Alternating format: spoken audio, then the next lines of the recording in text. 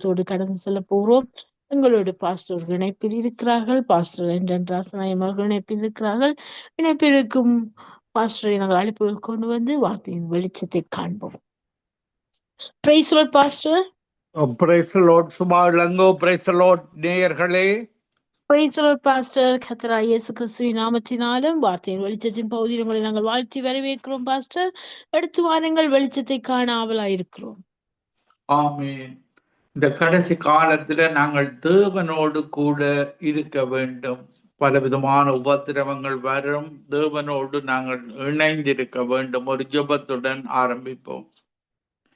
கிருபையும் இரக்கமும் பரிசுத்தமும் நிறைந்த எங்கள் அன்பு தகப்பனே, இந்த உலகத்துல உம்முடைய வசனத்தின்படி இந்த கடைசி காலங்களில நடக்கிற அத்தனை காரியங்களும் நடந்து கொண்டிருக்கிறது. ஆனாலும் நீர் எங்களுடைய தேவன். உலக தோற்றத்துக்கு முன்பாக நீர் எங்களை தெரிந்து கொண்ட தேவன்.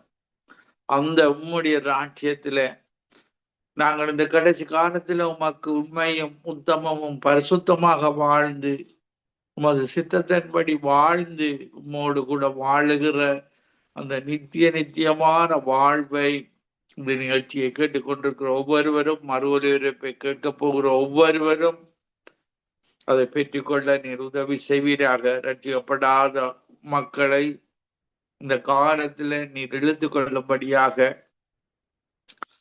பரிசுத்த ஆவியானவரே, என்னுடைய வாயின் வார்த்தைகளும் எனது இருதயத்தின் தியானங்களும் உமக்கு அப்பொழுது பிரியமாக இருக்க உம்மிடத்துல நாங்கள் சரண்ட பண்ணுகிறோம். நீர் எங்களுடைய வார்த்தைகள், உம்முடைய வார்த்தைகள் எங்களுடைய வாழ்வில நிலவரமாக உம்முடைய வார்த்தையில வாழ இந்த காலத்துல உதவி செய்வீராக.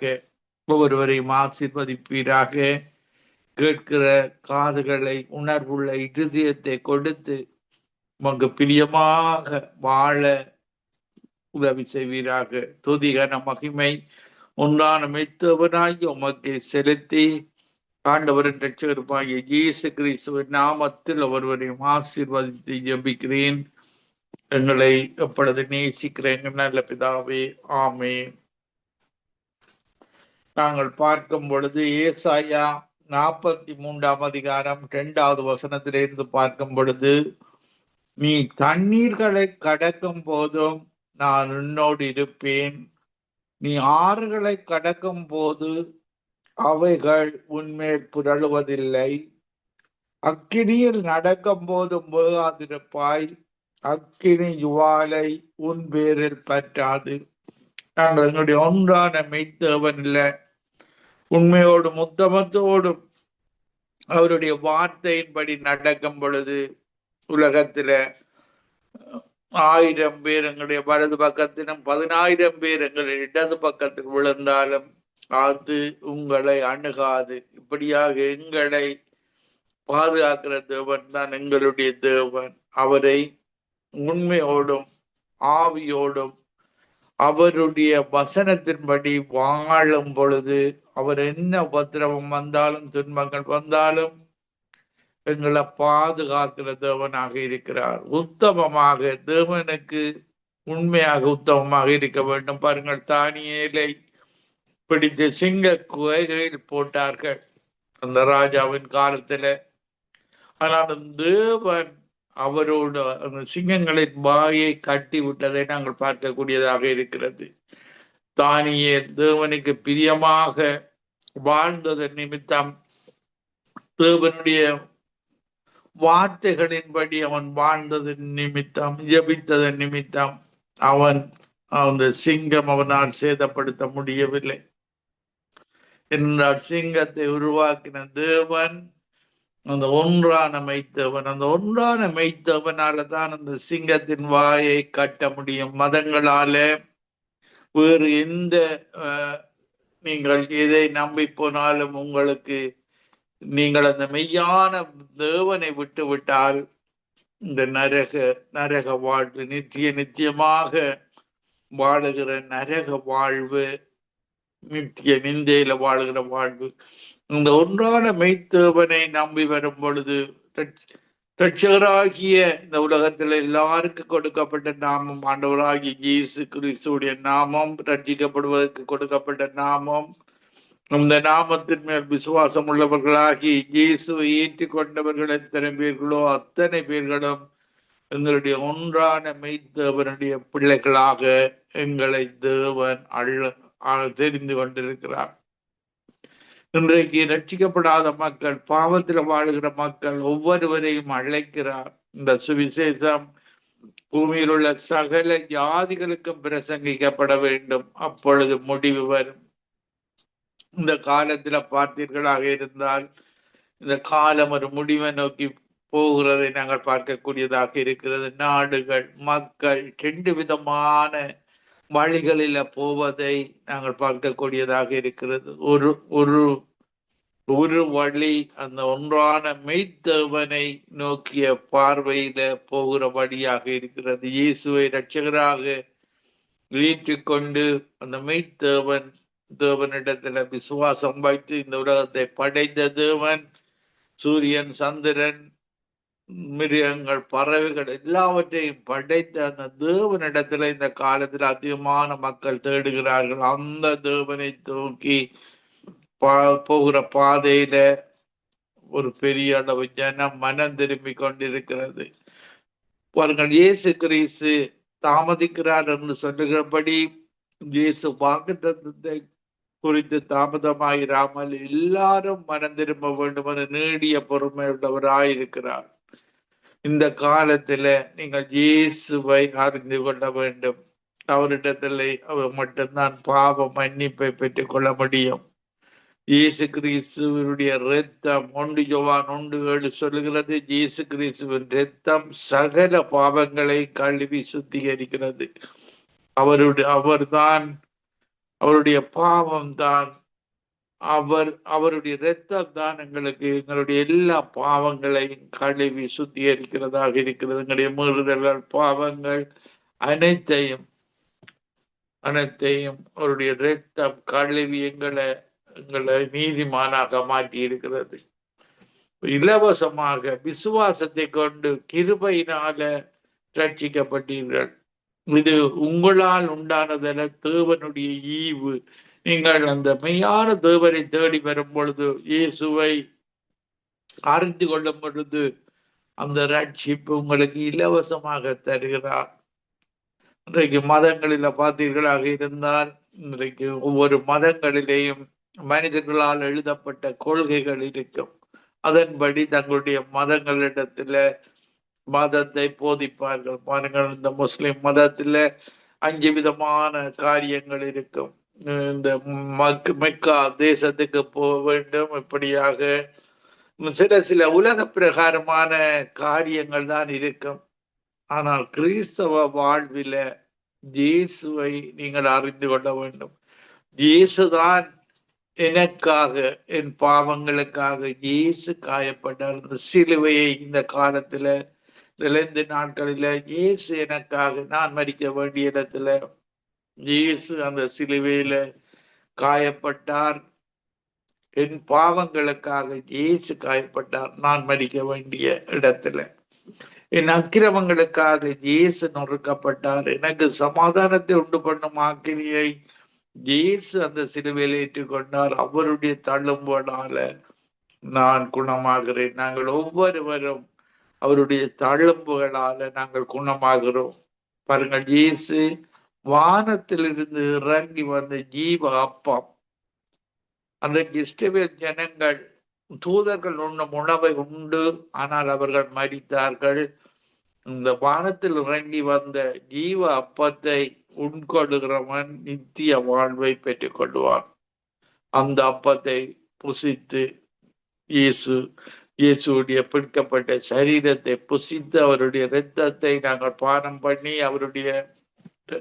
அவருடைய பந்தியில நாங்கள் கலந்து கொள்ள வேண்டும். கலந்து கொள்ளும் பொழுது எங்களுக்கு ஒரு நித்திய வாழ்வு இருக்கிறது. இன்மைக்கு பின்பு மறுமையில அந்த ஒன்றான மெய்த்தவனாகிய உம்மையும் நீர் அனுப்பினவராகிய இயேசு கிறிஸ்து அறிந்து அந்த வாழுகிற வாழ்வுதான் நித்திய வாழ்வு. பாருங்கள், இயேசு எல்லாரையும் அழைக்கிறவர், இரக்கமுள்ளவர், அன்புள்ளவர். அவர் தனக்கு தருகிற ஆவியானவர் தான் பரிசுத்த ஆவியானவர். இந்த பரிசுத்த ஆவியானவர் பரலோகத்திலிருந்து அனுப்பப்பட்ட பரிசுத்த ஆவியானவர். 1 பேதுரு 1:12 படி அவர் எங்களுக்குள்ள நாங்கள் அவரை அவரை முழுக்கு ஞானஸ்தானத்தை பெற்று பரிசுத்த ஆவியானவர் எங்களுக்குள்ள வரும் நாள்தான் எங்களுடைய பெயர்கள் ஜீவ புஸ்தகத்தில் எழுதப்படுகிற நாளாக இருக்கிறது. அந்த பரிசுத்த ஆவியானவர் தான். அவருக்கு நாங்கள் சரண்டர் பண்ணி கொள்ள வேண்டும். பரிசுத்த ஆவியானவரே, இனி வாழ்வது நான் அல்ல, நீர் எனக்குள்ள வாசம் செய்யும், நீர் என்னை வழி நடத்தும். பாருங்க, நாங்களுக்கு கிறிஸ்தவ வாழ்வு என்பது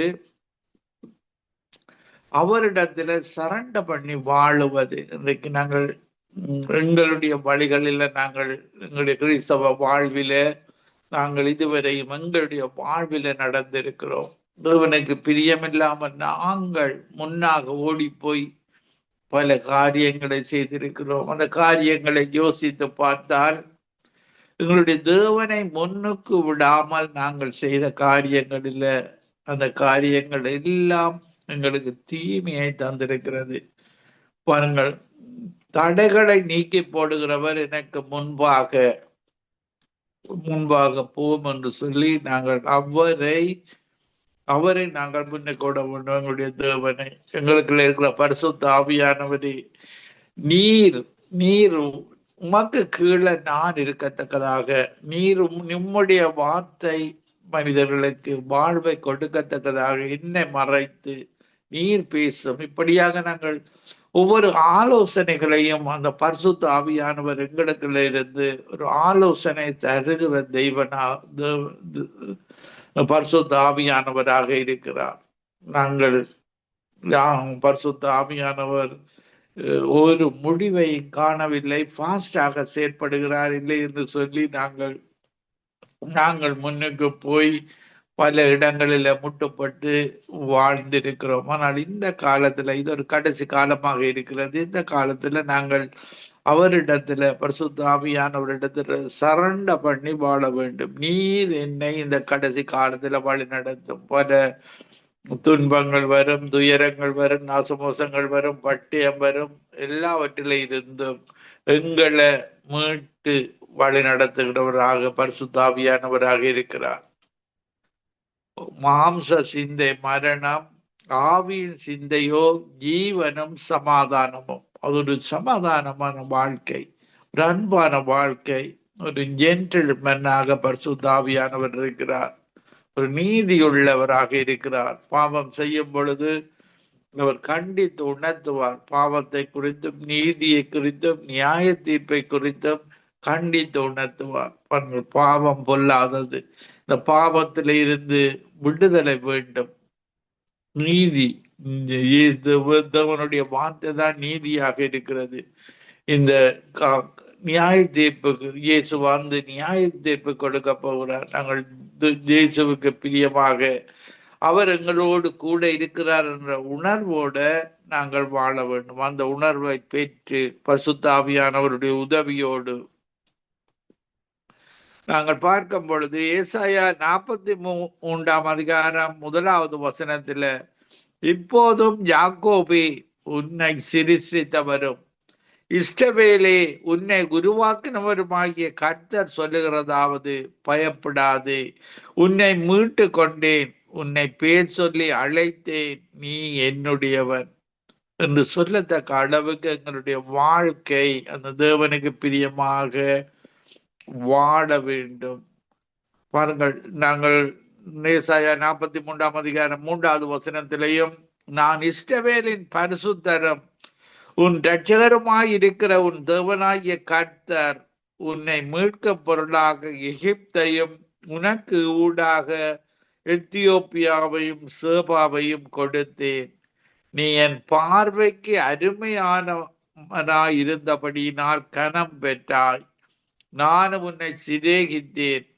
ஆதலால் உனக்கு பதிலாக மனுஷர்களையும் உன் ஜீவனுக்கு ஈடாக ஜனங்களையும் கொடுப்பேன். இப்படியாக யாக்கோபை நேசித்த தேவன், ஆபிரகாம், ஈசாக்கு, யாக்கோபை நேசித்த தேவன், இப்படியாக இயேசு கிறிஸ்து வரைக்கும் தாவீது இப்படியாக தேவனுக்கு பிரியமாக இருந்த ஒவ்வொருவரையும் வழி நடத்தின தேவன் இந்த கடைசி காலத்துல ஆபிரகாமின் சந்ததியாகிய நாங்கள் இயேசு கிறிஸ்து கூடாக நாங்கள் ஆபிரகாமின் சந்ததியாக இருக்கிறோம். மரத்தில் தூக்கப்பட்ட எவனும் சபிக்கப்பட்டவன் எழுதியிருக்கிறபடி இயேசு நமக்காக சாபமாகி அந்த பாவங்கள் சாபங்கள் எல்லாவற்றையும் சுமந்து கொண்டு இன்றைக்கு ஆபிரகாமுக்குரிய சகல ஆசீர்வாதங்களை எங்களுக்கு தந்திருக்கிறார். அவருடைய ராஜ்யத்தில எங்களை அழைத்து செல்கிற தேவனாக இருக்கிறார். பாருங்கள், யோசுவாவுக்கு சொல்லும் பொழுது அவர் யோசுவா 1ஆம் அதிகாரம் 5வது வசனத்துல, நீ உயிரோடு இருக்கும் நாளெல்லாம் ஒருவனும் உனக்கு முன்பாக எதிர்த்து நிற்பதில்லை. நான் மோசேயோடு இருந்தது போல உன்னோடும் இருப்பேன். நான் உன்னை விட்டு விலகுவதும் இல்லை, உன்னை கைவிடுவதும் இல்லை. பாருங்கள், அவர் எங்களை விட்டு விலக மாட்டார். நீங்கள் அவரை விட்டு விடக்கூடாது. பாருங்கள், நீங்கள் விட்டுவிட்டால் அவரும் விட்டு விடுவார். அதனால் நீங்கள் விடாமல் அவரை பற்றி பிடித்து கொள்ள வேண்டும். ஏனென்றால் இந்த மதங்களில பாவத்தில நீங்க தொடர்ந்து வாழ்வீர்களாக இருந்த அந்த வாழ்வு ஒரு நரகத்துக்கு இழுத்து செல்கிற வாழ்வாக இருக்கிறது. ஆண்டவராகிய இயேசு கிறிஸ்துவ ரட்சராய் ஏற்றுக்கொண்ட மெய்யான தேவனோடு வாழுகிற வாழ்வு அவருடைய பாருங்கள், இயேசு கற்று தந்த ஜெபத்துல பரலோகத்தில் இருக்கிற எங்கள் பிதாவே, உங்களுடைய நாமம் பரிசுத்தப்படுவதாக. உங்களுடைய தேவன் பரிசுத்தர். கீழ் மீன்களுக்கு சேரா மீன்களுக்கு மத்தியில வாசம் செய்கிற தேவன் பரிசுத்தர். அவருடைய ராஜ்யம் வருவதாக. உம்முடைய சித்தம் பரலோகத்துல செய்யப்படுவது போல பூமியிலும் செய்யப்படுவது. அவருடைய சித்தத்தை நாங்கள் கேட்க வேண்டும். அவருடைய ராஜ்யம் இந்த உலகத்துல வர வேண்டும். இந்த உலகத்துல அவருடைய வசனத்தின்படி 1000 வருடம் நாங்கள் இயேசுவோடு வாழுகிற வாழ்வு.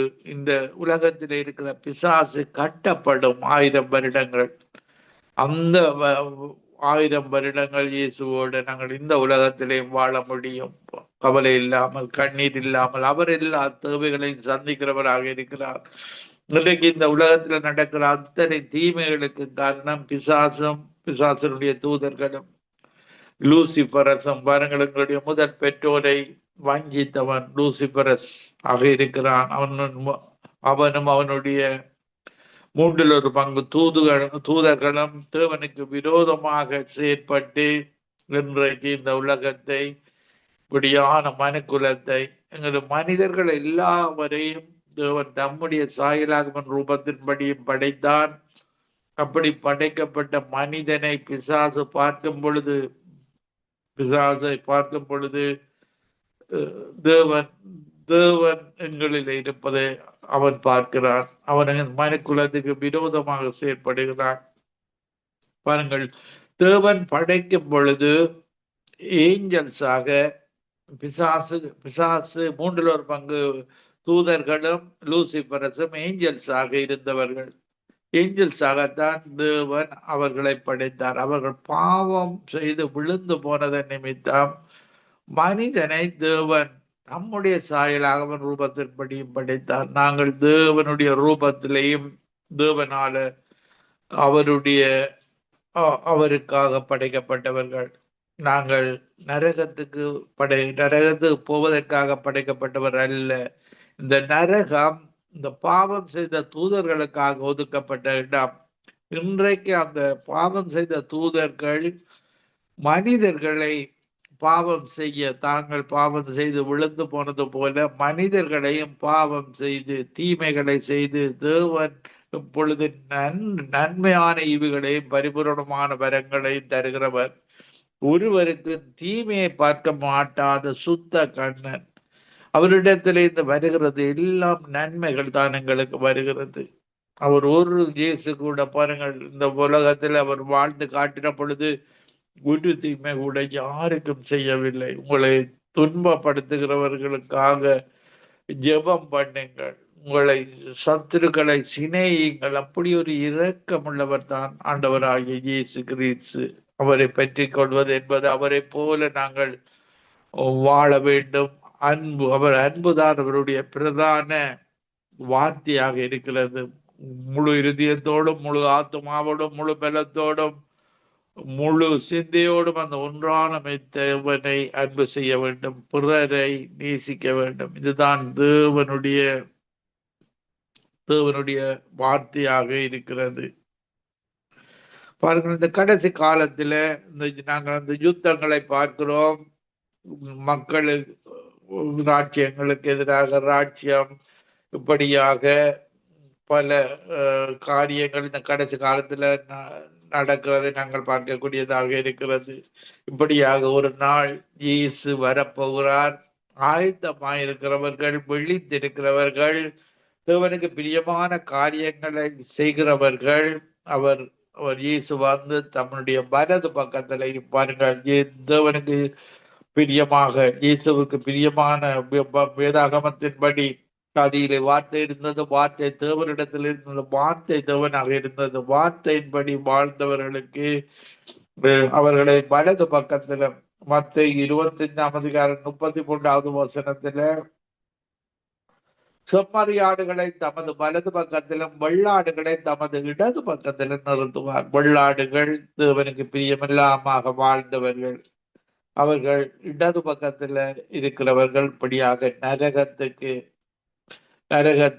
வலது பக்கத்தில் நிற்பவர்கள். அப்பொழுது இயேசு ராஜா வலது பக்கத்தில் நிற்பவர்களை பார்த்து, வாருங்கள், என் பிதாவினால் ஆசீர்வதிக்கப்பட்டவர்களே, உலகம் உண்டான முதல் உங்களுக்காக ஆசீர்வாதம் பண்ணப்பட்டிருக்கிற ராஜ்யத்தை சுதந்தரித்துக் கொள்ளுங்கள். பாருங்கள், நாங்கள் வலது பக்கத்தில் நிற்கிறவர்களாக எங்களுக்காக ஒரு ஆயத்தம் பண்ணப்பட்டு இருக்கிற அந்த ராஜ்யம், கவலை இல்லாத, கண்ணீர் இல்லாத, துக்கம் இல்லாத, மரணமே இல்லாத, இந்த உலகத்திலே 1000 வருடம் பிசாசு கட்டப்பட்டு வாடுகிற ராஜ்யம், அந்த ராஜ்யத்திலே வாழ முடியும். அதன் பின்பு நித்தியமாக இயேசு ராஜாவோடு கூட பாடுகிற வாழ்வு, அந்த அவருக்கு பிரியமாக நடக்கிறவர்களுக்கு ஆசீர்வாதம் பண்ணப்பட்டிருக்கிற ராஜ்யத்தை சுதந்திரித்துக் கொள்ள நானும் நீங்களும் அழைக்கப்பட்டிருக்கிறோம். எல்லாரையும் தேவன் அழைக்கிறார்.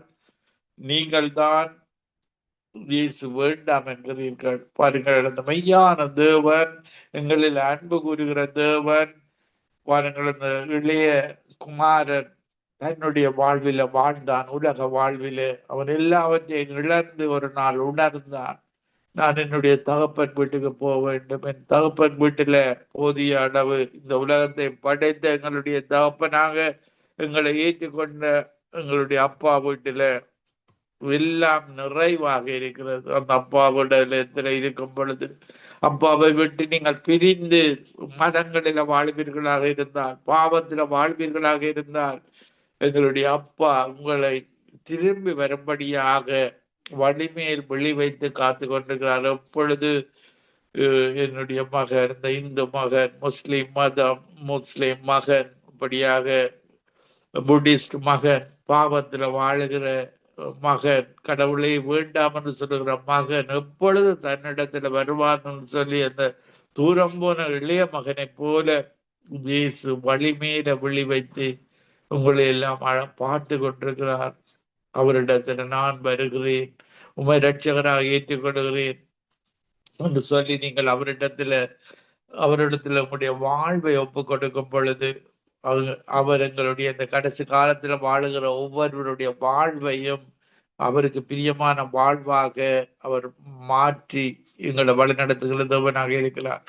பாருங்கள், தேவன் வேதாகமத்தில சொல்லும் பொழுது, என்னுடைய வழிகள், தேவனுடைய வழிகள் உங்களுடைய வழிகள் அல்ல, என்னுடைய நினைவுகள், தேவனுடைய நினைவுகள் உங்களுடைய நினைவுகள் அல்ல. வானத்திலிருந்து பூமி எவ்வளவு உயர்வாக இருக்கிறதோ அப்படியே என்னுடைய நினைவுகளும் என்னுடைய வழிகளும் உயர்ந்ததாக இருக்கிறது. நீங்க அந்த உயர்ந்த வழிகளில, உயர்ந்த நினைவுகளில வாழ வேண்டுமாக இருந்தால், உங்களுக்கு ஆண்டவராகிய இயேசு கிறிஸ்து வேண்டும்.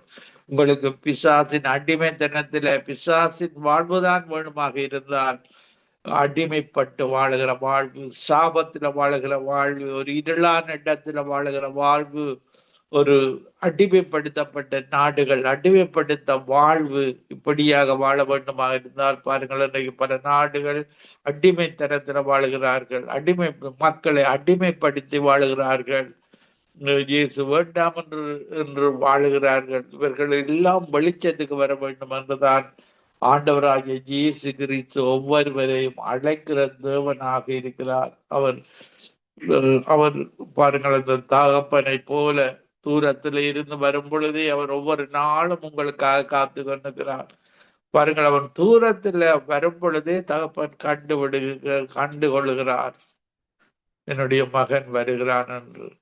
ஒரு உயர்ந்த இடத்துல ஒவ்வொரு நாளும் அவர் மகனை எதிர்பார்த்து கொண்டிருக்கிறவர் தான் ஆண்டவராகிய இயேசு கிறிஸ்து. நீங்கள் அவரை நேசிக்காவிட்டாலும் அவர் உங்களை நேசித்துக் கொண்டிருக்கிறார். ஏனென்றால் எங்களுடைய தேவனுடைய சாயலாகவும் இயேசுவின் ரூபத்தின்படியும் படைக்கப்பட்ட மனிதனை அவர் எப்பொழுது நேசிக்கிறவராக இருக்கிறார்.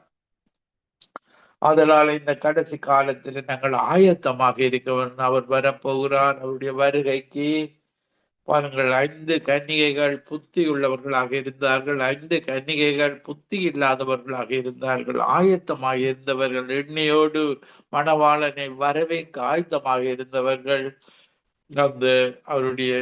அவர் வரும் பொழுது அந்த விருந்தில மணவாளனை வரவேற்க அவர்கள் ஆயத்தமாயிருந்தார்கள். 5 கன்னிகைகள் ஆயத்தமற்றவர்களாக இருந்தார்கள். அவர்கள் இப்படியாக பாருங்கள், இன்றைக்கு பல மக்களை நாங்கள் பார்க்கக்கூடியதாக இருக்கிறது. தேவாலயத்துக்கு வருவது என்பது அதிலும் பார்க்க ஒரு மேலான காரியம் அவர்களுடைய வீடுகளில இருக்கிறதாக இருக்கிறது. வேறு காரியங்கள் அவர்களுக்காக இருக்கிறது. இப்படித்தான் பாருங்கள், இயேசு சொல்லுகிறார், அவர்கள் தேவனை விரும்புவதிலும் பார்க்க தங்களை படைத்த தேவன் வைத்திருக்கிற திட்டத்தை விட்டு மனித திட்டத்துல வாழுகிறார்கள். அவர்களுக்கு தங்களுடைய காரியங்கள், தங்களுடைய சொந்தக்காரருடைய திருமணங்கள், சொந்தக்காரருடைய உலக காரியங்கள் தான் அவர்களுக்கு முக்கியமாக இருக்கிறது. தேவனுக்கு பின்பற்றாதவர்களாக வாழுகிறார்கள். ஆனால் இந்த கடைசி காலத்தில் அந்த மெய்யான தேவனை அவர் பார்த்து கொண்டிருக்கிறார். எப்பொழுது இந்த மகள் தன்னிடத்துல மீண்டுமாக அந்த தூரம் போன மதத்தில தூரம் போனவர்கள், பாவத்தில தூரம் போனவர்கள், பல விதமான வேலைகளில தூரம் போனவர்கள், இந்த கடைசி காலத்துல இயேசு சொல்லுகிறார், வானமும் பூமியும் ஒளிந்து போகும், தேவனுடைய வார்த்தை ஒளிந்து போகாதது. பரலோக பொக்கிஷத்தானங்களுக்கு நிரந்தரமாக வரப்போறது. பரலோக ராட்சியத்தை நீதியை தேடுங்கள், மிகுதி எல்லாம் கொடுக்கப்படும். நாங்கள் அந்த மெய்யான தேவனுடைய ராட்சியத்தை நீதியை தேட வேண்டும். பாருங்கள், மத்தேயு 25ஆம் அதிகாரம் 13வது வசனத்துல, மனுஷகுமாரன் வரும் நாளிகையாவது நீங்கள் அறியாதிருக்கிறபடியால் விழித்திருங்கள். இப்படியாக நாங்கள் விழித்திருக்க வேண்டும், ஜபித்திருக்க வேண்டும், ஆயத்தமா இருக்க வேண்டும். நாடுகள் 2 விதமாக கிறிஸ்தவ நாடுகளாக, மத நாடுகளாக பிரிந்து போகிற காலத்துக்குள்ள வாழ்ந்து கொண்டிருக்கிறோம். அந்த காலத்துல நாங்கள் இந்த மெய்யான தேவன் பரிசுத்த ஆவியானவர் எங்களோடு இருக்கும்படியாக நான் உங்களுக்காக ஒரு பாடலை பாடி உங்களுக்காக ஜெபிக்கிறேன். என் கூடவே இரும் என் இயேசுவே, நீர் இல்லாமல் நான் வாழ முடியாது. என் கூடவே இரும் என் இயேசுவே, நீர் இல்லாமல் நான் வாழ முடியாது. என் பக்கத்திலே இரும் ஓ இயேசுவே, நீர் இல்லாமல் நான் வாட முடியாது. இருளான வாழ்க்கையிலே வெளிச்சமானீரே, உயிரற்ற வாழ்க்கையிலே ஜீவன் நானீரே, என் வெளிச்சமும் நீரே, என் ஜீவனும் நீரே, எனக்கெல்லாமே நீங்க தானப்பா. என் கூடவே இரும் என் இயேசுவே, நீரில்லாமல் நான் வாழ முடியாது. கண்ணீர் சிந்தும் நேரத்தில் நீர் தாயுமானீர், காயப்பட்ட நேரத்தில் நீர் தகப்பனானீர். ஒரு தாயிலும் மேலாக தேற்றுகிற தேவனே, இந்த உலகத்தின் அன்பிலும் பார்க்க பெரிய அன்பு உம்முடைய அன்பாக, தாயினும் மேலாக எங்களை இந்த சிலை மேல தேற்றுகிறவரே, உமக்கு நன்றி. என் அம்மாவும் நீரே, என் அப்பாவும் நீரே, எனக்கெல்லாமே நீங்க தானப்பா. என் கூடவே இரும் ஓ இயேசுவே, நீர் இல்லாமல் நான் வாழ முடியாது. வியாதி என் நேரத்தில் வைத்தியரானீரே, சோதனை நேரத்தில் நண்பரானீரே, என் வைத்தியர் நீரே, என் நண்பரும் நீரே, எனக்கெல்லாமே நீங்க தானே. என் கூடவே இரும் என் இயேசுவே, நீர் இல்லாமல் நான் வாழ முடியாது. ஆமாண்டவரே, நீர் இல்லாமல் நாங்கள் வாழ முடியாது. நீர் எங்களுக்காக தந்த பரிசுத்த ஆவியானவருக்காக நன்றி. நீர் இந்த நிகழ்ச்சியில் இணைந்து கொண்டிருக்கிற ஒவ்வொரு மக்களுக்காக ஜெபிக்கிறேன் ஆண்டவரே. நீர் இல்லாமல் நாங்கள் வாழ முடியாது. உம்முடைய நினைவுகள் எங்களுடைய நினைவுகளாக, உம்முடைய வழிகள் எங்களுடைய வழிகளாக இந்த காலத்துல வாழ நீர் கிருபை செய்யும்படியாக ஜெபிக்கிறேன். பரிசுத்த ஆவியானவரே, நாங்கள் உம்மிடத்துல சரண்ட பண்ணுகிறோம். உம்முடைய நினைவுகளும் வழிகளும் உயர்ந்தவைகள். இந்த கடைசி காலத்துல அந்த உயர்ந்த வழிகள், உயர்ந்த நினைவுகளில நாங்கள் வாழ்ந்து உம்முடைய ராஜ்யத்துல வாழ இந்த இணைப்பில் இணைந்து கொண்டிருக்கிற ஒவ்வொருவருக்கு நீர் கிருபை செய்வீராக. இயேசுவை ரட்சிக்கப்படாதவர்கள் ஒவ்வொருவரும் இயேசுவின் நாமத்தை ஏற்றுக்கொண்டு இன்று முதல் ரட்சிப்பில இணைந்து கொள்வார்களாக. அவர்கள் படியாக தங்களுடைய இருதயத்தை ஒப்புக் கொடுக்கிற ஒவ்வொருவரை நீ ஜீவ புஸ்தகத்தில் எழுதி அவர்களை பரலோக பிரஜைகளாக பரிசுத்த ஆவியானவரை கொடுத்து நிரப்புகிற கிருபைக்காக உமக்கு நன்றி ஆண்டவரே. இவர்கள் ஒவ்வொருவரும் உம்முடைய அபிஷேகத்தினால நிறைய உதவி செய்யும்படியாக இந்த நேரத்துல பரிசுத்த ஆவியானவரை அழைத்து ஜெபிக்கிறேன். அப்பத்தை கேட்டால் கல்லை கொடுப்பேனா, மீனை கேட்டால் பாம்பை கொடுப்பேனா, பொல்லாதவர்களாகிய இந்த உலகத்து அப்பாக்கள் நல்ல இவுகளை கொடுக்கும் பொழுது உம்முடைய பரிசுத்த ஆவியானவர் இந்த நேரத்துல பரிசுத்த ஆவியை கொடுப்பது அதிக நிச்சயம் அல்லவா. கேளுங்கள் கொடுக்கப்படும், தட்டுங்கள் திறக்கப்படும், தேடுங்கள் கண்டடைவீர்கள். உம்மை தேடுகிறோம். பரிசுத்த ஆவியானவரை நிரப்பும்படியாக பரிசுத்த ஆவியானவரை தேடுகிறோம். இந்த நேரத்தில் ஒவ்வொருவரை நிரப்புவீராக. இந்த name of Jesus, mighty name of Jesus, holy name of Jesus. நீ தூரத்திற்கும் சமீபத்துக்கந்தவனாக இருக்கிறேன். இந்த இணைப்பில எந்த தூரத்தில நாடுகளில் இணைந்திருந்தாலும் இந்த நேரத்தில் அவர்கள் ஒவ்வொருவரை நிரப்பி சமீபத்துக்கு தூரத்துக்கு இந்த சர்வ 5 கண்டங்களுக்கு நான் தான் தேவன், நான் தான் பரிசுத்த ஆவியானவர் என்பதை ஒவ்வொருவரும் அறிந்து கொள்ள செய்வீராக. இயேசுவின் நாமத்தில ஒவ்வொருவரை நிரப்பும். உச்சத்தில் எடுத்த உள்ளங்கால் வரைக்கும் அவர்கள் நிரம்பி உம்முடைய சந்தோஷத்துல, உம்முடைய அன்பில, உம்முடைய இரக்கத்தில உம்மை போல 9 விதமான கனிகளையும் வரங்களையும் பெற்று வாழ்வார்களாக. ஒருவரும் விடுபட்டு விடக்கூடாது. எல்லாரையும் நிரப்பும். அவர்கள் ஒவ்வொருவரும் வேதாகமம் ரட்சிக்கப்படாதவர்களாக இருந்தால் இந்த வேதாகமத்தை வாங்கி வாசித்து பரிசுத்த ஆவியானவரின் உதவியோடு அவர்கள் உம்முடைய ராஜ்யத்துக்கு வருவார்களாக. ரட்சிக்கப்பட்டவர்கள் ஒவ்வொருவரையும் இந்த காலம் குறுகியதாக இருக்கிறது. அறுவடையோ அதிகம், வேலையாட்களோ குறைவு. ஒவ்வொருவரும் அந்த சுவிசேஷத்தை எடுத்து செல்லுகிற ஊழியர்களாக தங்கள் தேசங்களில மாற்றுவீராக. இந்த சுவிசேஷம் பூமியில் உள்ள சகல ஜாதிகளுக்கு பிரசங்கிக்கப்பட வேண்டும் என்று எங்களை ஒவ்வொரு அபிஷேகம் பண்ணப்பட்டவருக்கும் கட்டளையாக தந்திருக்கிற அந்த உம்முடைய சுவிசேஷம், உம்மை போல நாங்களும் அந்த சுவிசேஷத்தை அறிவித்து உம்முடைய ராட்சியத்தில கவலை இல்லாத, கண்ணீர் இல்லாத, துக்கம் இல்லாத, மரணமே இல்லாத, எல்லா துயரங்கள், கவலைகள் எல்லாவற்றையும், இந்த உலகத்துல பட்ட பாடுகள் எல்லாவற்றையும் நீர் அகற்றி விடுகிற உம்முடைய தேசத்துல வாழ ஒவ்வொருவருக்கும் உதவி செய்கிற கிருபைக்காக உமக்கு நன்றி. ஒவ்வொருவரையும் ஆசீர்வதியும், ஒவ்வொருவரோடு கூடையிலும் பரிசுத்த ஆவியானவரை ஒவ்வொருவரையும் ஒவ்வொருவரும் உம்மிடத்துல சரண்ட பண்ணி வாழ நீர் அந்த பெரிய ஆசீர்வாதங்களை, பெரிய பெரிய நினைவுகளை, பெரிய வாழ்வுகளை ஒவ்வொருத்தருக்கு கொடுத்து